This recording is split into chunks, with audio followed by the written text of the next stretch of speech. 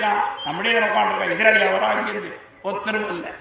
இதையே நம்மாழ்வார் என்ன சொல்றார், உன்னிலாவிய ஐவரால் குமை தீத்தி, ஐவரால் குமை தீத்தி என்னை உன் பாதபங்கயம் நன்னிலா வகையே நலிவான் இன்னம் எண்ணுகின்னாய்.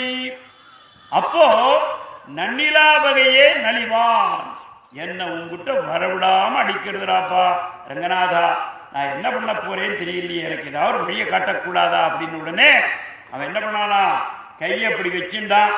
அதோ பின்பக்கத்தில் அனுமான் எழுதிருக்கான் பாரு, அவனை போய் சேவி, உனக்கு சர்வசத்ருவன் சம்ஹர மாம் ரக்ஷாவையே கையை பின்னாடி வச்சுட்டான். அப்படின்னாக்க எதிர்காலத்துல விராட் ஹனுமான் இங்க எழுந்துள்ள போறான்டா, அவரை போய் சேவி, உன்னுடைய பாப்பங்கள் எல்லாம் நீங்கும் சொன்ன.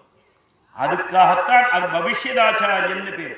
இந்த பஞ்சராத்திர ஆகமத்திற்கு பூத பவ்ய பவத் பிரபு எம்பெருமானுக்கும் பேர் அதுதான், பாஞ்சராத்திர ஆகமத்துக்கும் பேரு தான்.